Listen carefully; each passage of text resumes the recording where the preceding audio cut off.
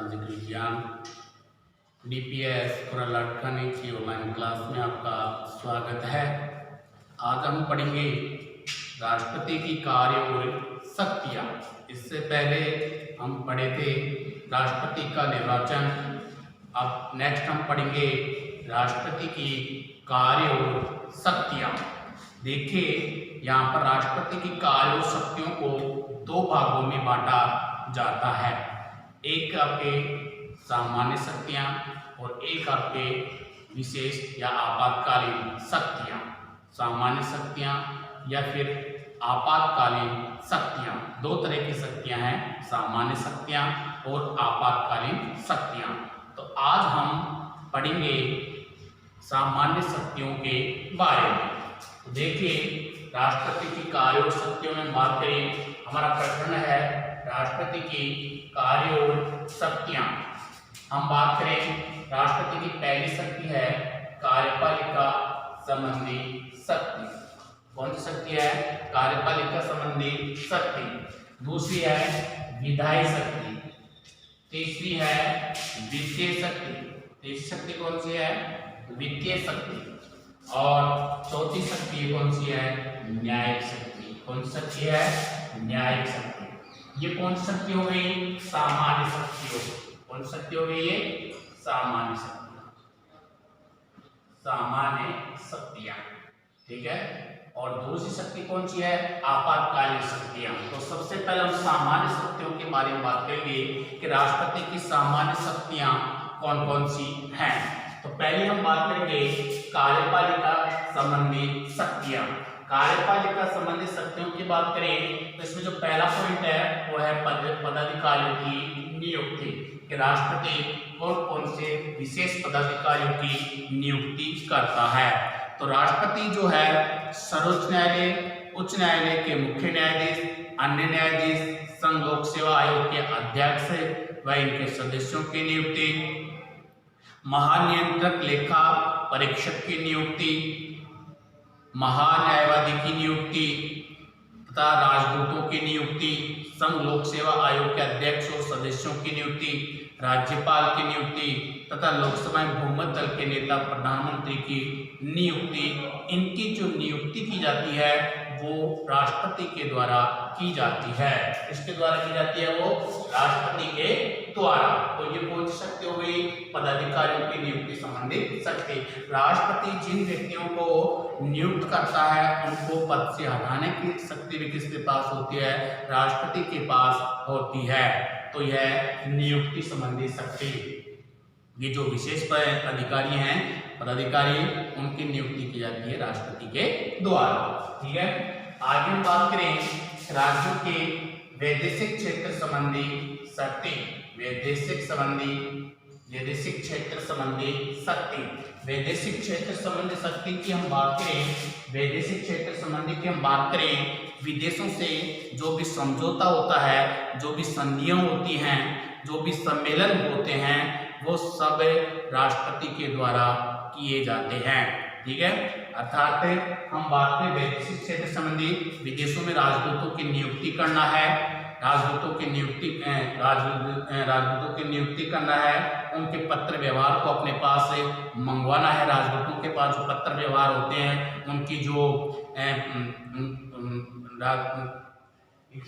राजदूतों से संबंधित जो गतिविधियां होती हैं, उनके जो पत्र व्यवहार होते हैं वो राष्ट्रपति तक पहुंचाने का काम होता है। राष्ट्रपति उनके पत्र व्यवहारों को देखता है, उनकी नियुक्ति करता है। कौन?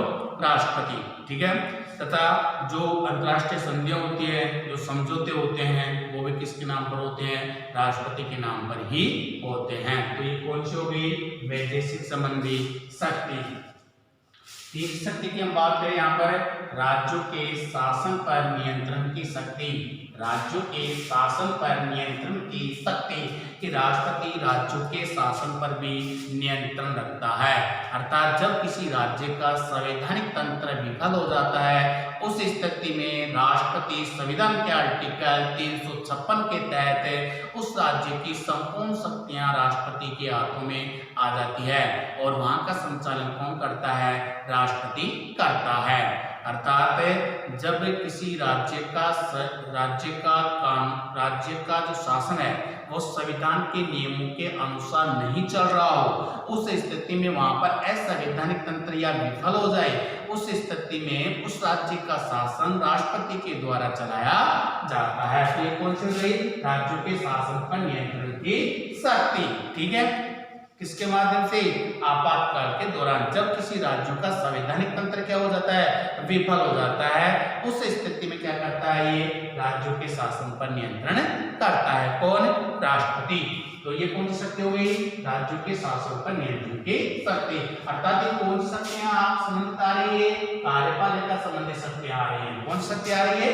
कार्यपालिका संबंधी शक्तियां। पदाधिकारियों की नियुक्ति है, राज्यों के शासन पर नियंत्रण करता है, वैदेशिक क्षेत्र संबंधी शक्ति है, और चौथी शक्ति है सैनिक क्षेत्र संबंधी शक्ति अधिकार या शक्तियां। ठीक है, इस सैनिक संबंधी क्षेत्र अपने यहाँ पर 3 प्रकार की सेनाएं होती हैं: जल सेना, थल सेना और वायु सेना। इन तीनों सेनाओं का अध्यक्ष कौन होता है? राष्ट्रपति होता है। तीनों सेनाओं का अध्यक्ष कौन होता है? राष्ट्रपति होता है। सेनाध्यक्ष कौन होता है? राष्ट्रपति होता है। लेकिन सेनाओं का उपयोग राष्ट्रपति अपनी स्वेच्छा के आधार पर नहीं कर सकता, उसके लिए संसद की स्वीकृति लेना क्या है? आवश्यक होता है। तो तीनों सेनाओं का अध्यक्ष कौन होता है? राष्ट्रपति होता है। थल सेना, जल सेना और वायु सेना वो राष्ट्रपति के अंतर्गत रह करके ही कार्य करती हैं। अगर हम बात करें आयोग तथा परिषदों की नियुक्ति तथा कार्यपालिका संबंधी जो अगली शक्ति है वो है आयोग तथा परिषदों की नियुक्ति का अधिकार। राष्ट्रपति कई प्रकार के आयोगों की नियुक्ति करता है और उसके बाद में कई परिषदों की नियुक्ति करता है। तो देखो, वित्त आयोग की नियुक्ति कौन करता है? राष्ट्रपति करता है। वित्त आयोग की नियुक्ति कौन करता है? राष्ट्रपति करता है। हर 5वें वर्ष, अरे 5वें वर्ष का कार्यकाल 5 वर्ष का होता है, तो 5वें वर्ष पर राष्ट्रपति किसकी नियुक्ति करता है? वित्त आयोग की नियुक्ति करता है। किसकी नियुक्ति करता है? वित्त आयोग की नियुक्ति करता है कि आय और व्यय से संबंधित जो कार्य किए जाते हैं वो वित्त आयोग के द्वारा किए जाते हैं। संघ और राज्यों के बीच में जो आय का जो बंटवारा होता है वो कौन करता है? वित्त आयोग करता है। और वित्त आयोग कितने वर्ष है? 5 वर्ष के उपरांत इसकी नियुक्ति की जाती है। राजभाषा आयोग की नियुक्ति कौन करता है? राष्ट्रपति करता है। निर्वाचन आयोग की स्थापना भी कौन करता है? राष्ट्रपति करता है। और निर्वाचन आयोग के अध्यक्ष की नियुक्ति भी कौन करता है? राष्ट्रपति के द्वारा की जाती है। पिछड़े वर्गों की उन्नति के लिए, पिछड़े वर्गों के विकास के लिए एक अलग से आयोग बनाया जाता है, इसका पिछड़ा आयोग है। इस पिछड़े आयोग की नियुक्ति भी कौन करता है? राष्ट्रपति ही करता है। और अंतर्राज्यीय परिषदों की स्थापना भी किसके द्वारा की जाती है? राष्ट्रपति के द्वारा की जाती है। तो ये कौन सी शक्ति हो गई? कार्यपालिका संबंधी शक्ति। देखो यहाँ पर अभी अपने माध्यमिक शिक्षा बोर्ड में अभी 2019-20 का जो था उसमें ये पूछा गया था कि राष्ट्रपति की कार्यपालिका संबंधी शक्तियां और वित्तीय संबंधी शक्ति को समझाइए। कार्यपालिका संबंधी शक्तियां ये हैं पदाधिकारियों की नियुक्ति, जिसमें बताया कि राष्ट्रपति कई पदाधिकारियों की है जो नियुक्ति करता है, जैसे संघ लोक सेवा आयोग के अध्यक्ष है, निर्वाचन आयोग के अध्यक्ष है, आपके सर्वोच्च न्यायालय के न्यायाधीशों की नियुक्ति है, राज्यपाल की नियुक्ति है, प्रधानमंत्री की नियुक्ति है, महान्यायवादी की नियुक्ति है, महानियंत्रक लेखा परीक्षक की नियुक्ति है। ये सब नियुक्तियां किसके द्वारा की जाती है? राष्ट्रपति के द्वारा की जाती है। किसके द्वारा की जाती है? ये राष्ट्रपति के द्वारा की जाती है। इसके बाद हम बात करें राज्य के शासन पर नियंत्रण की शक्ति। तो जब किसी राज्य का संवैधानिक तंत्र विफल हो जाता है, उस स्थिति में राष्ट्रपति है जो उस राज्य का संपूर्ण शासन अपने हाथ में ले लेता है। उस राज्य का जो शासन चलाया जाता है वो राष्ट्रपति के द्वारा ही चलाया जाता है। वैदेशिक क्षेत्र संबंधी शक्ति की बात करें तो जो भी अंतर्राष्ट्रीय समझौते होते हैं, जो भी अंतर्राष्ट्रीय संधियां होती हैं, ये सब राष्ट्रपति के नाम पर होती हैं। ठीक है, और विदेशों में राजदूतों की नियुक्ति भी कौन करता है? अब राष्ट्रपति ही करता है। इसके बाद सैनिक क्षेत्र संबंधी अधिकार होता है कि सेना हमारे तीन तरह की सेना है, जल सेना, थल सेना, वायु सेना। इनका ये सेनाध्यक्ष होता है, ये इनके अनुसार ही सेनाएं कार्य करती हैं, लेकिन अपनी स्वेच्छा से इन सैनिकों का उपयोग नहीं कर सकता। इसके बाद में आयोग का परिषदों की नियुक्ति, जैसे वित्त आयोग की नियुक्ति करता है 5 वर्ष, राज्यसभा के आयोग की नियुक्ति करता है, निर्वाचन आयोग की नियुक्ति करता है, पिछड़े वर्ग के विकास के लिए पिछड़ा आयोग की नियुक्ति करता है, अंतर्राज्यीय परिषदों की नियुक्ति करता है। तो ये सब शक्तियां किसकी हैं? ये कार्यपालिका संबंधी शक्तियां हैं। किसकी?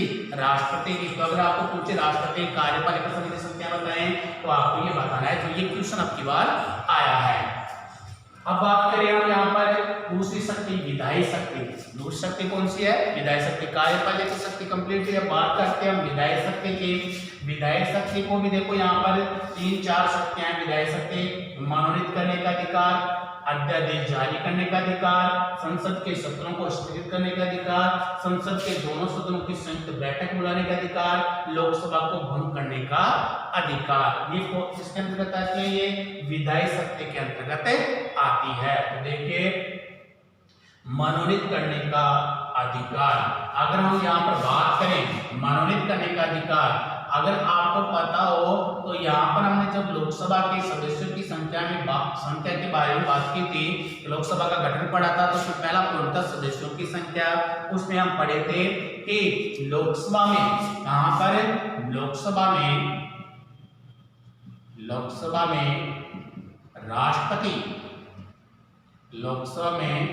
राष्ट्रपति 2 सदस्यों को क्या करता है? मनोनीत करता है। 2 सदस्यों को क्या करता है? मनोनीत करता है, जो आंग्ल इंडियन समुदाय के सदस्य होते हैं। किसके सदस्य होते हैं? वो आंग्ल इंडियन समुदाय के सदस्य होते हैं। अर्थात जब राष्ट्रपति को ये आभास हो जाए कि लोकसभा में आंग्ल इंडियन समुदाय के सदस्यों को उचित प्रतिनिधित्व नहीं दिया गया है, उस स्थिति में राष्ट्रपति 2 सदस्यों को मनोनीत करता है जो आंग्ल इंडियन समुदाय के सदस्य होते हैं। और इसके बाद करें हम राज्यसभा के सदस्यों की बात करें तो राज्यसभा में कितने सदस्यों को मनोनीत करता है? 12 सदस्यों को मनोनीत करता है। कितने सदस्यों को? 12 सदस्यों को। किसमें से? राज्यसभा में से। लोकसभा में तो कितने सदस्यों को मनोनीत करता है? 2 सदस्यों को। राज्यसभा में कितने सदस्यों को मनोनीत करता है? 12 सदस्यों को मनोनीत करता है। कुल कितने हो गए? 12 को कितने हो गए? 14 हो गए। तो राष्ट्रपति कुल कितने सदस्यों को मनोनीत करने का अधिकार है? 14 सदस्यों को मनोनीत करने का अधिकार है। और ये 12 सदस्य वो होते हैं जो कला, साहित्य, विज्ञान आदि के क्षेत्र में अपना महत्वपूर्ण योगदान देते हैं। उन व्यक्तियों को राष्ट्रपति क्या करता है? मनोनीत करता है। तो ये विधायी शक्ति में पहली शक्ति कौन सी हो गई? मनोनीत करने की शक्ति या मनोनीत करने का अधिकार। अर्थात 14 सदस्यों को मनोनीत करता है, 2 लोकसभा से और 12 राज्यसभा से। अगला पॉइंट की बात करें हम, अध्यादेश जारी करने का अधिकार। कौन सा जारी करने का? अध्यादेश जारी करने का। संविधान का जो आर्टिकल 162 है, अर्थात इसके तहत राष्ट्रपति को अध्यादेश जारी करने का अधिकार प्राप्त है। अर्थात अगर ऐसी परिस्थिति उत्पन्न हो जाए जिसमें कानून बनाना आवश्यक हो लेकिन संसद का सत्र नहीं चल रहा हो, उस स्थिति में राष्ट्रपति एक आदेश जारी करके और उसी के अनुसार वो कानून बना देता है जिस तरह से संसद कानून बनाती है। और अध्यादेश जारी होने के उपरांत वह कानून का रूप ग्रहण कर लेता है। जब तक संसद का सत्र नहीं चलता है वह कानून की तरह कार्य करता है। इसके उपरांत जैसे संसद का सत्र चालू हो जाता है उसके उपरांत इस अध्यादेश को है जो संसद के प्रस्तुत किया जाता है। ठीक है, तो अध्यादेश जारी करने का अधिकार किसके पास है? राष्ट्रपति के पास है। किसके पास है? राष्ट्रपति के पास है। तो अध्यादेश जारी कर सकता है। कौन सा विधायक है?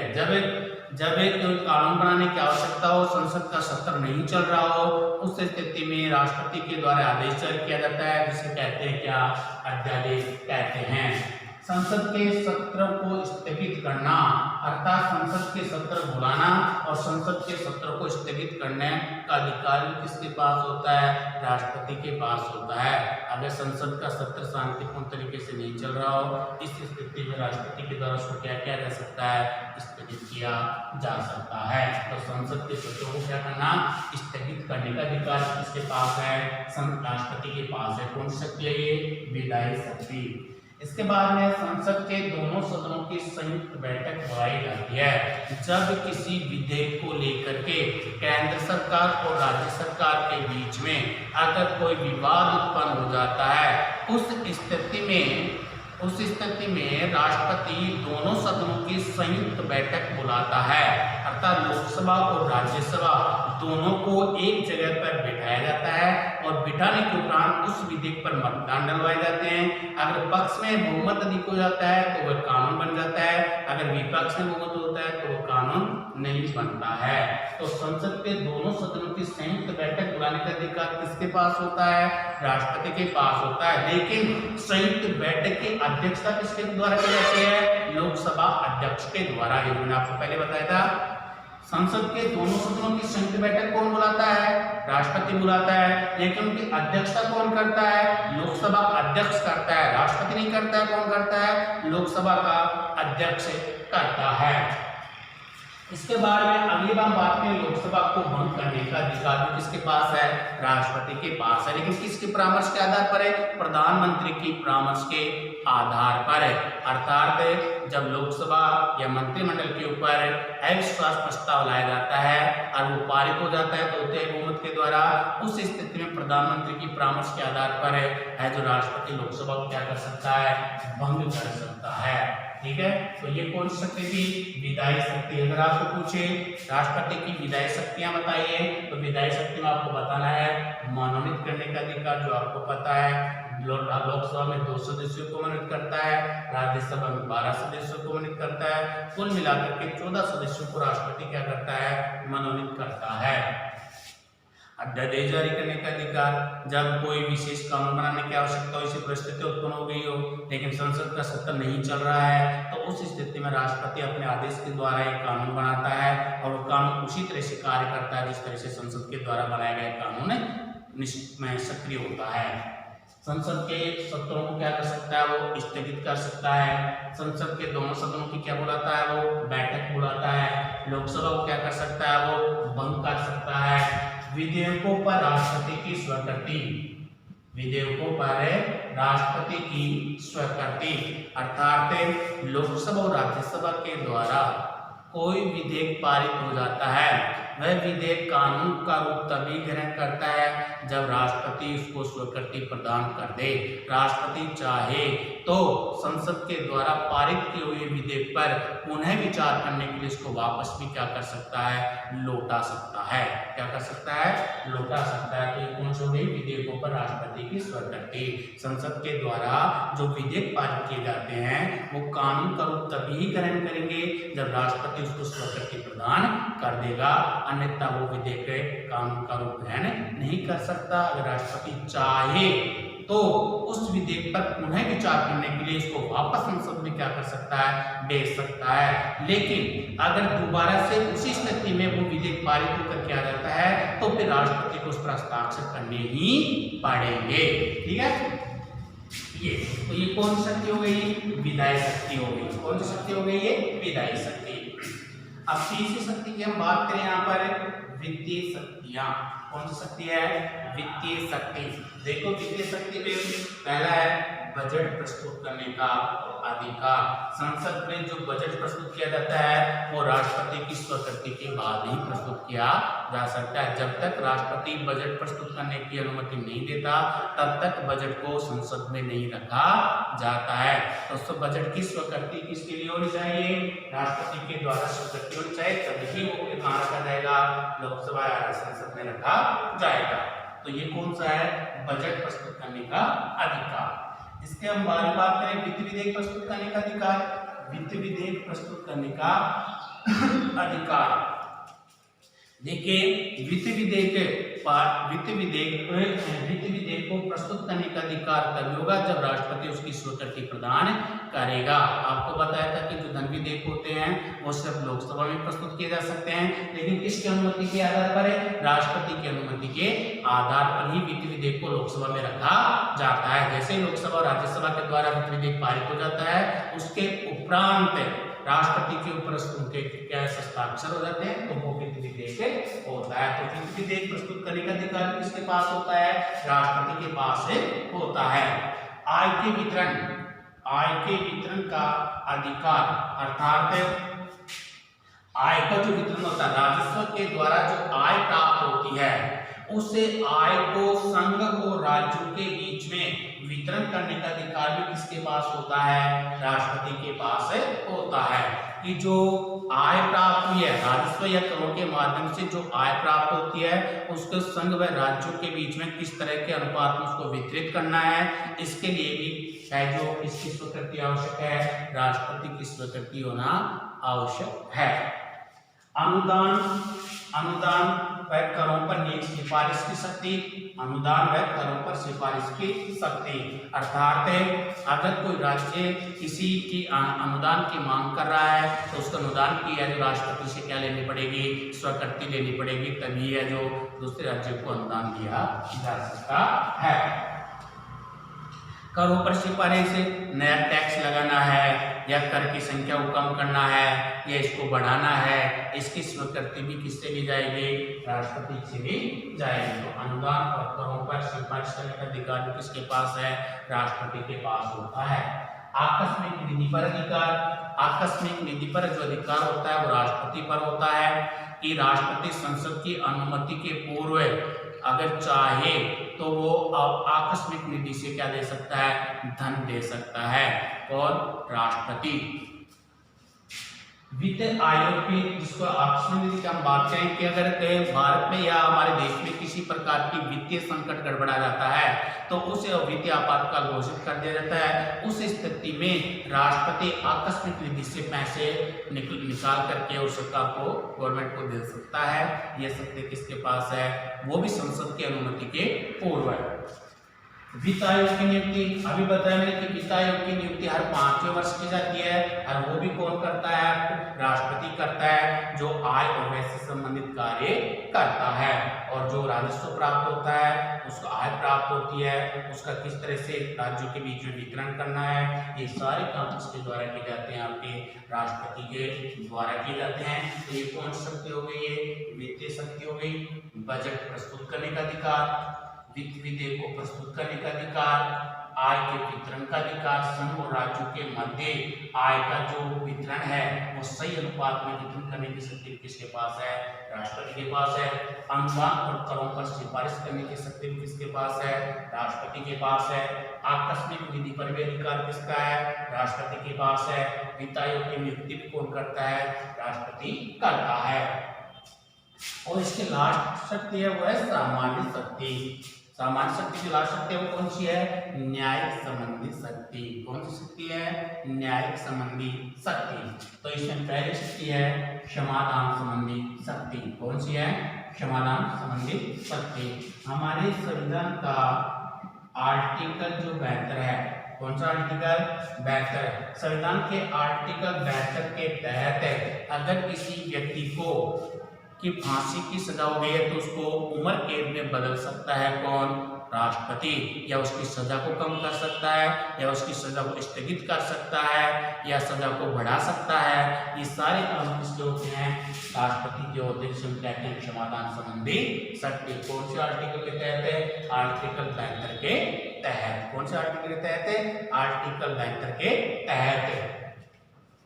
अगली बात है परामर्श देने का अधिकार, अर्थात राष्ट्रपति सर्वोच्च न्यायालय से परामर्श मांग सकता है। जब सर्वोच्च न्यायालय राष्ट्रपति को अगर कोई कानून संबंधी परामर्श देता है तो राष्ट्रपति उसे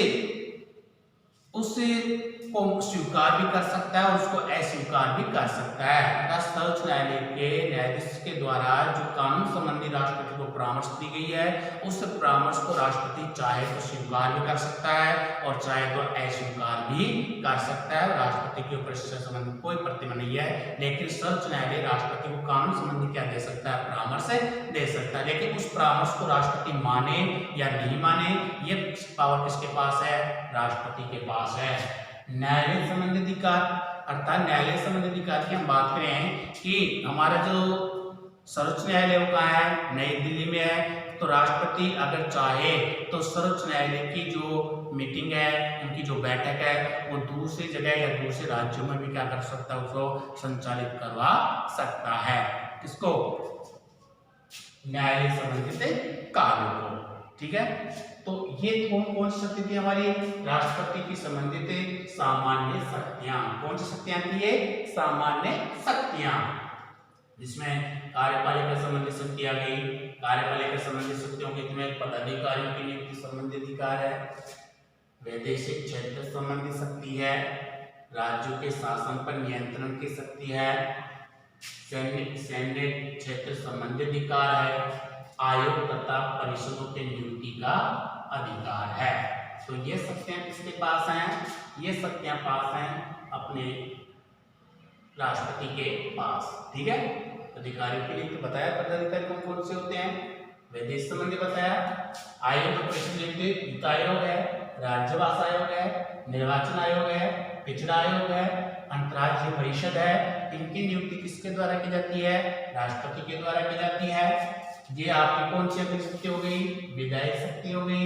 इसमें पहली शक्ति कौन सी है, मनोनीत करने का अधिकार, और मनोनीत किसके द्वारा किया जाता है, राष्ट्रपति के द्वारा किए जाते हैं। लोकसभा में कितने सदस्यों को मनोनीत करता है, 2 सदस्यों को मनोनीत करता है। राज्यसभा में कितने सदस्यों को मनोनीत करता है, 12 सदस्यों को मनोनीत करता है। तो राष्ट्रपति कुल कितने सदस्यों को मनोनीत करता है, तो 12 सदस्यों को मनोनीत करता है। अध्यादेश जारी करने का अधिकार, जब संसद का सत्र नहीं चल रहा हो और कोई विशेष कानून बनाने की आवश्यकता पड़ जाए, उस स्थिति में राष्ट्रपति के द्वारा अध्यादेश जारी किया जाता है। तो ये शक्ति किसके पास है, राष्ट्रपति के पास है। संसद के सत्रों को स्थगित करना, संसद के दोनों सदनों की संयुक्त बैठक बुलाना। जब लोकसभा और राज्यसभा में किसी विधेयक को लेकर के कोई विवाद उत्पन्न हो जाता है, तो उसके दोनों की संयुक्त बैठक बुलाई जाती है। लोकसभा को भंग करने का अधिकार लेकिन किसके परामर्श के आधार पर करेगा, प्रधानमंत्री की परामर्श के आधार पर करेगा। किसके परामर्श के आधार पर, प्रधानमंत्री की परामर्श के आधार पर, प्रधानमंत्री की परामर्श। लोकसभा को क्या करेगा, भंग करेगा कौन, राष्ट्रपति करेगा। विधेयकों पर राष्ट्रपति की स्वीकृति, जितने भी विधेयक पारित होते हैं संसद के द्वारा, उस पर जब तक राष्ट्रपति की स्वीकृति प्रदान नहीं होती, तब तक वो विधेयक कानून का रूप ग्रहण नहीं करता है। ठीक है, इसके बाद हम बात करें वित्तीय शक्ति। वित्तीय शक्ति में आपके बजट प्रस्तुत करने का अधिकार है। बजट प्रस्तुत करने की शक्ति की सिफारिश कौन करता है, राष्ट्रपति करता है। तभी बजट को संसद के समक्ष प्रस्तुत किया जाएगा। वित्त विधेयक प्रस्तुत करने का अधिकार किसके पास है, लोकसभा राष्ट्रपति के पास है। जब तक वित्त विधेयक प्रस्तुत नहीं किया जाता, जब तक राष्ट्रपति की स्वीकृति प्राप्त नहीं होती, तब तक वित्त विधेयक को लोकसभा या राज्यसभा में नहीं रखा जाता। आय के वितरण का अधिकार, कि जो राजस्व के द्वारा जो आय प्राप्त होती है करों के माध्यम से, उनका जो संघ और राज्यों के बीच में वितरण करने का जो अनुपात है, वो भी कौन करता है, राष्ट्रपति करता है। अनुदान करों पर की सिफारिश भी कौन करता है, राष्ट्रपति करता है। आकस्मिक निधि पर अधिकार किसका है, राष्ट्रपति का है। वित्त आयोग की नियुक्ति भी कौन करता है, राष्ट्रपति करता है। न्यायिक संबंधी शक्ति की बात करें तो क्षमादान संबंधी संविधान का आर्टिकल जो 72 है, उसमें राष्ट्रपति को क्षमादान करने का अधिकार दिया गया है। किसी व्यक्ति को की सजा को बढ़ाना, कम करना, स्थगित करना, ये सारे काम किसके होते हैं, आपके राष्ट्रपति के होते हैं। परामर्श देने का अधिकार, सर्वोच्च न्यायालय राष्ट्रपति को कानून संबंधी परामर्श देता है, लेकिन उस परामर्श को राष्ट्रपति मान भी सकता है और उसको अस्वीकार भी कर सकता है। न्यायालय संबंधी अधिकार, न्यायालय संबंधी अधिकार का मतलब होता है कि अगर राष्ट्रपति चाहे तो नई दिल्ली के अलावा अन्य राज्यों, अन्य जगह पर भी उन न्यायालयों की क्या कर सकता है, बैठक बुला सकता है। तो ये शक्ति किसकी थी, अपने राष्ट्रपति की। और एक शक्तियां कौन सी थी, सामान्य शक्तियां। कौन सी शक्ति थी ये, सामान्य शक्तियां। नेक्स्ट वीडियो में हम पढ़ेंगे राष्ट्रपति की आपातकालीन शक्तियां। तब तक के लिए धन्यवाद।